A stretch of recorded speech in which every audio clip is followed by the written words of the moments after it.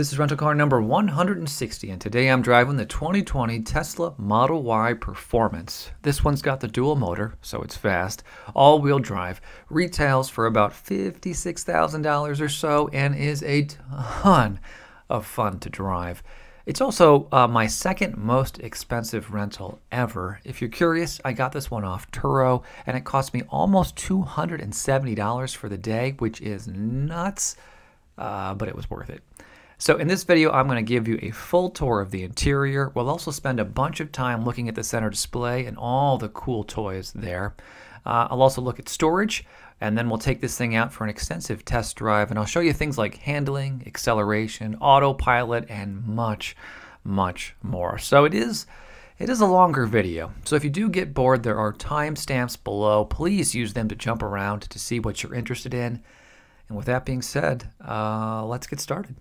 So if this was a gas-powered car, this is the point where I'd pop open the hood, show you the engine, and talk about stats. But on a Tesla, you don't have the engine under the hood. Instead, you have a small storage area that I find perfect to store things like takeout food, because it is pretty small. And there is a port under here where you fill up the windshield wiper fluid.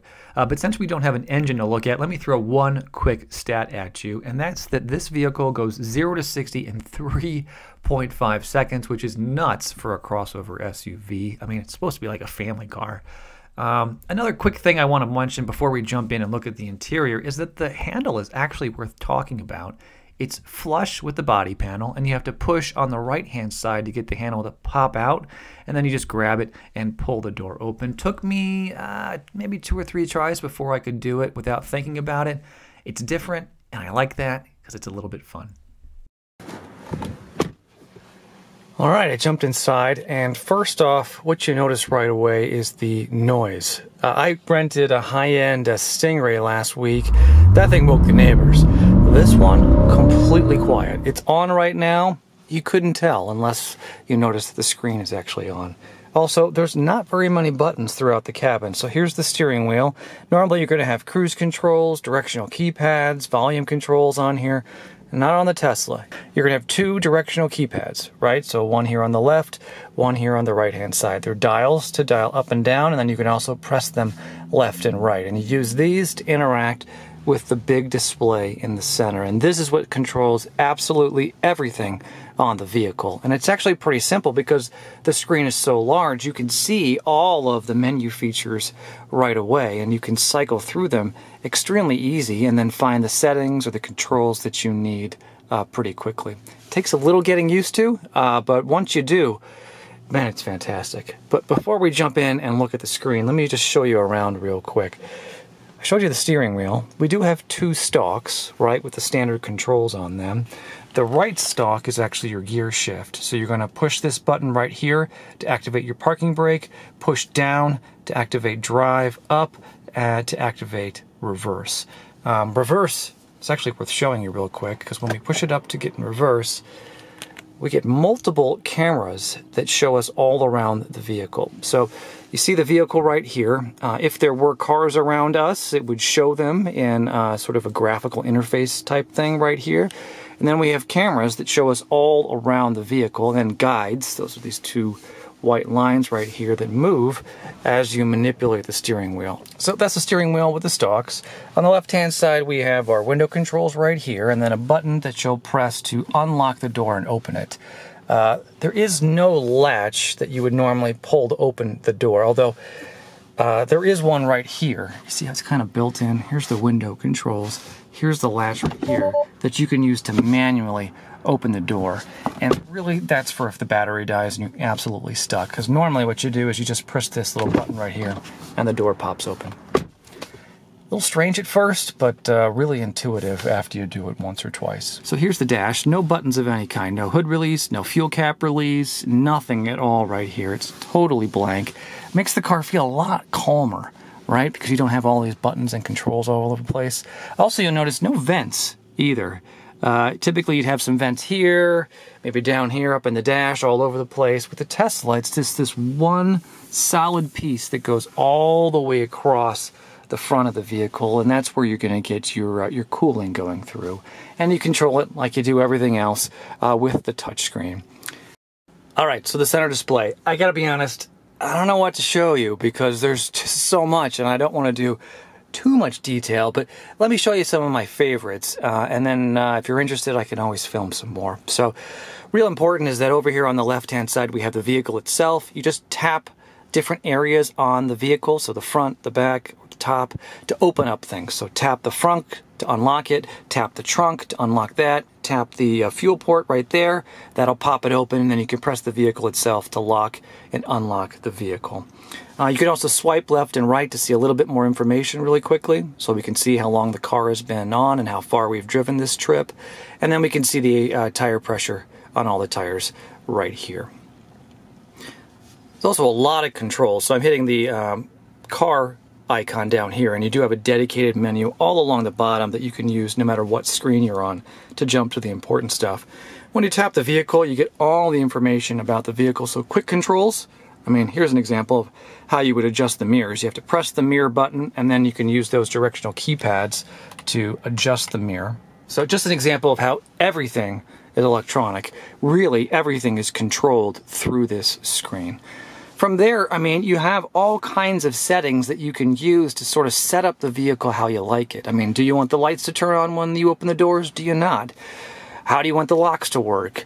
How do you want the driving to feel, right? So we can do acceleration, we can do chill, so it's a little bit easier, or we can do sport, where it's crazy fast. Same with steering, regenerative braking, stopping. It's all customizable. Got your autopilot screen, so you can quickly turn that on and off. Yes, I want to enable. Navigation has its own screen, so you can set its settings, and so on and so forth, right? There's even a button right here that you can press to open the glove box, because the glove box itself does not have a physical control for it. You must open it up using the center screen. There's also the music tab, the music tab, where you can see quite a bit of information about what you're playing. There's all kinds of ways to play music over the radio, over your phone, streaming service. There's even a karaoke option.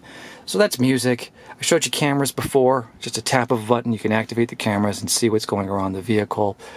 Heated seats have their own dedicated buttons down here for both the passenger and the driver. Simple control in the center to adjust the temperature, and then that's your climate screen right there, and then your defroster buttons as well over here on the right hand side. You know, and because the screen is so large, I mean, you can have things like nav and the controls for your audio up, and you can even adjust them depending on your needs. I just love this. I mean, look how big this nav screen is. It's enormous, and it makes getting those turn-by-turn instructions really, really simple. So that's the basics. Obviously, there's quite a bit more, but let me show you just a couple of fun things before we move on. So my kid's favorite is the toy box settings. There's a bunch of cool things on here you can play with. They love emissions. That just means that you can make the car fart on demand. So you see the whoopee cushion? I'm going to place it on each of the 4 seats, and it's going to make a noise for you. Pretty ridiculous. There's also the romance setting. So you can make a fireplace go. Let me show you. And this is where you really see how nice this display is, right? I mean, this is probably better than my TV at home. And then if you tap it one more time,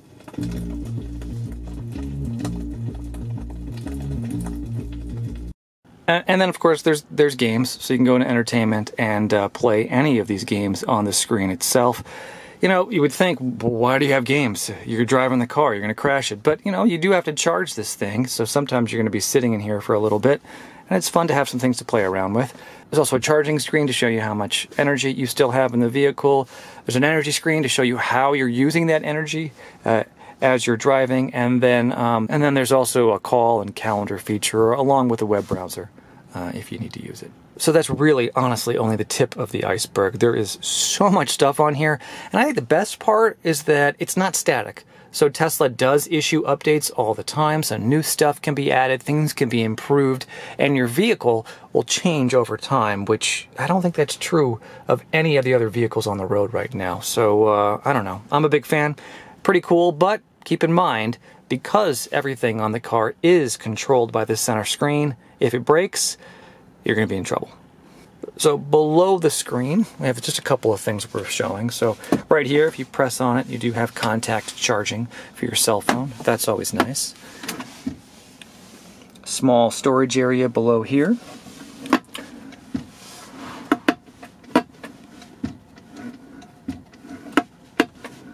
And you really do have to be delicate how you put this back. I mean, if you push too hard, it opens, so you got to give it a nice touch. Okay, but pretty sleek and nice looking.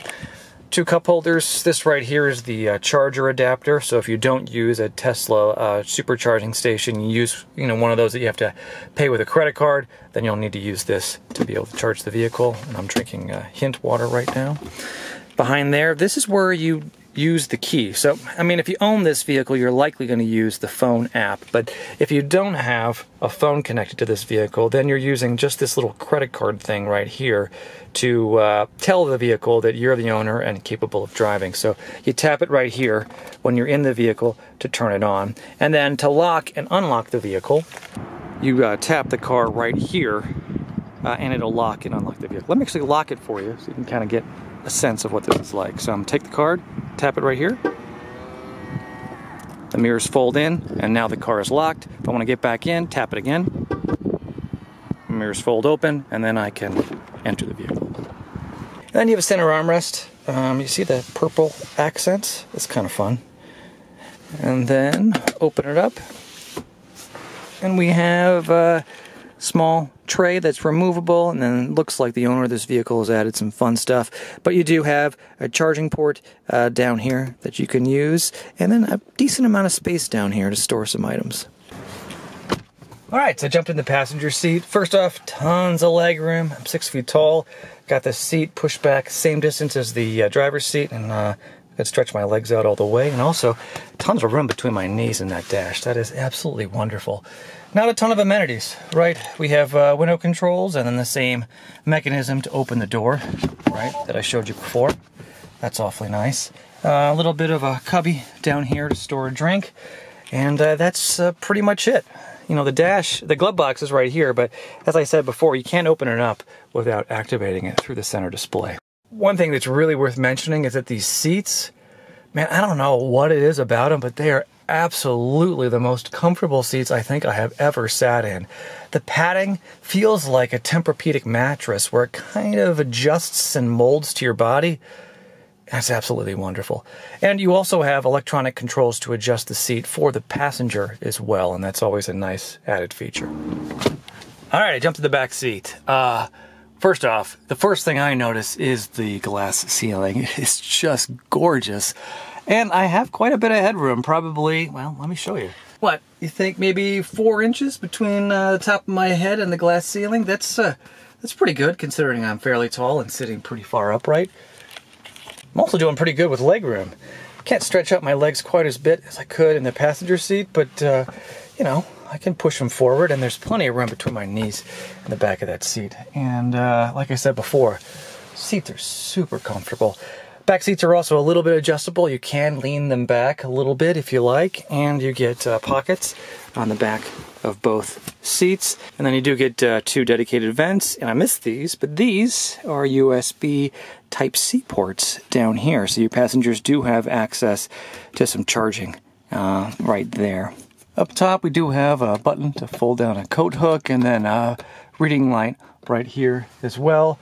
And of course, there's also the folding down armrest with 2 cup holders tucked away in there. And then, because this is kind of like a family vehicle, I always like to look at the car seat anchors. Here's the icon, and you can see that the car seat anchor is already exposed, so you don't have to push in here and search for it. It's right there, pretty easy to get access to. Same with this one right here. So installing a car seat back here should be fairly simple. All right, so let's finish the interior tour by looking at the very rear of the vehicle and popping open the hatch. You get a really big, nice storage space back here, and there's 2 little wells on either side. You can see the owner of this vehicle uses it to store some odds and ends. I think that's really convenient. Also, underneath the floor of this area, you do have an additional storage space, which is nice. And this little Tesla container right here is just where the charging cord could be stored. Also, you get electronic controls back here, and with a touch of a button, you can collapse those rear seats to give yourself even more storage room. And should you need to fold down those seats from actually inside the vehicle, you can press on these little tabs right here, and the seats fold down pretty effortlessly. It really is nice, and it gives you a lot more space to haul some larger items. All right, let's talk about charging real quick. Really, there's three main places to charge. First off, at home.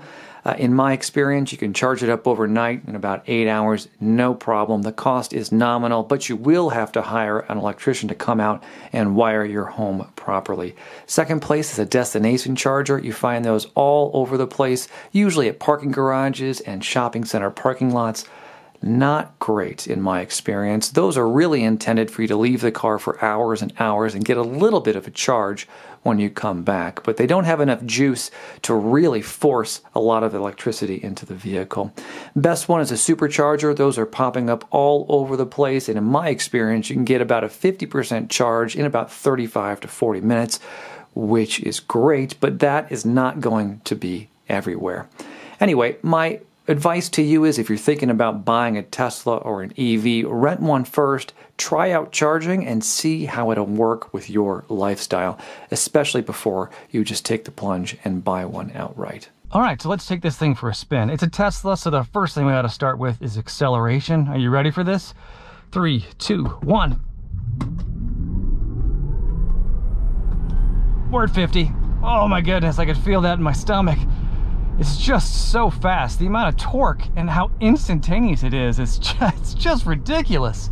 I have no business driving this car. But since I got it for the day, let's play around a little bit more. So, you know, I'm going 40 now around these curves, and look, steering it's amazing. It's so tight and crisp. I've got no issue hugging that crease between the blacktop and the curb. I have total control over the vehicle. Probably a little too much. It's a little dangerous. I find myself driving a lot more aggressively than I probably should in the suburbs. Turning radius, I just pulled the U-turn if you didn't notice. Nice and crisp. I had no trouble staying in my lane. And then that acceleration. I mean, even when you're already moving, you just have to tap that accelerator a tiny bit. I mean, I am pushing it down a centimeter, and all of a sudden you are just rocketing forward.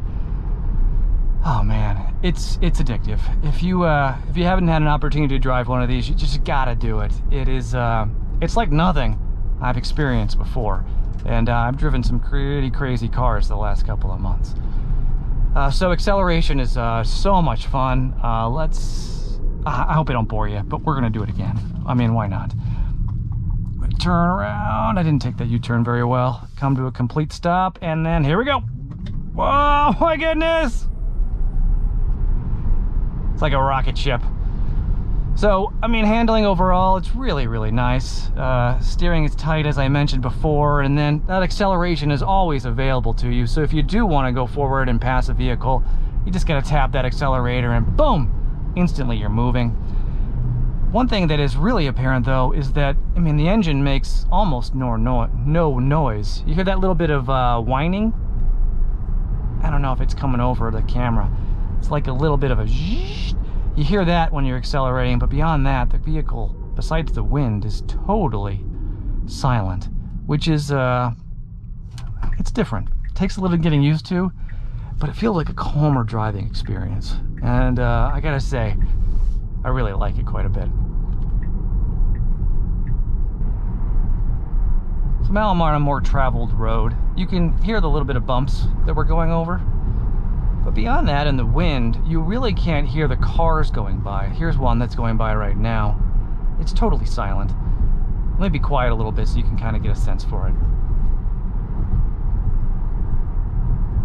All right, so let's take things out on the highway and see how it handles. There's nobody around us, so when I get through this toll, I'll come to a complete stop and we can really try out acceleration for a second. Oh, there's people behind us, so we're gonna have to be quick. Ready? Here we go. 60, 70, 80, jeez. Seriously, there's just no way this should be a legal car. It's just ridiculously fast. All right, so we are now cruising at 70 miles an hour. You can hear a little bit of wind through the cabin, but nothing too obnoxious. And handling is still extremely responsive. So it only takes a tiny bit of movement in the steering wheel, and we can move kind of swaying back and forth in our lane. And then changing lanes is also super simple. It doesn't take a lot of force to get it to move. I mean, we're going 70, and I gotta be honest, I honestly feel like I could just weave in and out of these cars without any problem. I'm not gonna do that, because I do enjoy having my license, but I just kind of want to share how I feel right now driving this. I feel really, really comfortable and in control. Let's play with Autopilot for a second. So what I'm gonna do is I'm gonna push down twice on the stalk to activate the system. So 1, 2. All right, so now Autopilot is engaged and my hands are off the steering wheel. You can see this blue icon right here, and then also these 2 blue lines indicating that the car is sensing the road and is taking control. And we're cruising at around 66, which feels a little slow, but good for a demonstration.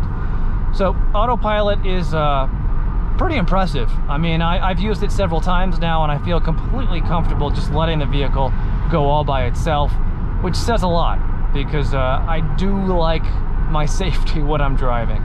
But the system is just so accurate that, I don't know, I feel really comfortable. You can't just leave your hands off the steering wheel indefinitely, though. If you don't touch the steering wheel occasionally, you're going to get a warning on the screen, and eventually the car is going to shut down Autopilot completely and bring the car to a complete stop. So it's not completely touchless, but it does let you relax a little bit and just let the car do some of the driving itself, which is, I mean, it's awfully nice. I don't know about you, but I commute to work quite often, and just having this level of convenience built in, it's a big selling feature for me, and one of the reasons why I'm considering getting one of these vehicles. Now, Autopilot does have an extra setting, which is hidden down in some of the menu features, but if you touch the stalk down 4 times, something new is going to happen. So let me do that for you so you can experience the whole thing in all its glory. So you ready? 1, 2, 3, 4.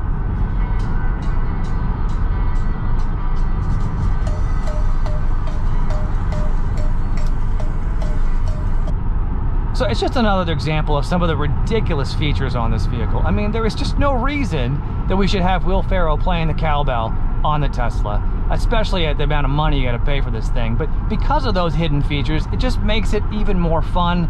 And I don't know, it's one of the reasons why I enjoy driving these cars so much. So one thing I've really grown accustomed to is the screen right here that shows you the vehicles around you. So you see there's a car passing us on the left-hand side, and there she is right there. You can even see the Nissan pulled in front of us, and it's right there for us as well. This is just great. I mean, visibility around the vehicle is fine, right? I can use the side view mirrors, but I find myself just instinctively looking down here before I change lanes to see exactly who's in my blind spot. It's just wonderful. I mean, it's really, really nice. I have a lot more confidence tooling around in this thing, knowing that I have a really nice visual for what's happening around the vehicle. So the acceleration doesn't go away even if you're moving at higher speeds. I mean, you can rocket forward pretty much any time. You can rocket forward anytime. I shouldn't say pretty much. A simple, tiny touch of that accelerator pedal, and you are going to speed forward, no matter if you're at 50, 60, 70, 80, whatever, you're moving. And I gotta say, it makes driving a lot more fun when you can just power forward and zip through vehicles when you need to. Honestly, I feel like some of these cars are standing still and then I can just weave in and out of them. Again, not gonna do that, but it's my way of sharing with you just how powerful this vehicle is. So let me just give you a quick demonstration. So we are going 70 miles an hour. I'm going to get us up to 90. See if you can count, see how long it takes. Let me get in another lane. All right, we're at 70. Here we go. We're at 90. Just nuts, isn't it? It's just absolutely crazy. And so much fun. So handling at low speeds is, well, it's what you would expect. You got a really, really tight turning radius. So it's really simple to park the vehicle. And then you have all kinds of cameras. So parking it is pretty much effortless. So if you do want to reverse, right, push that stalk forward. Do you see all the camera displays we have? So I can reverse into that parking spot pretty easily. Look at that. First try, maybe. There we go. And now we're parked, and we do have those white guides right there to show us where we're going. And then we can see back views of the left and right of the vehicle along the side of the vehicle to help us park even easier.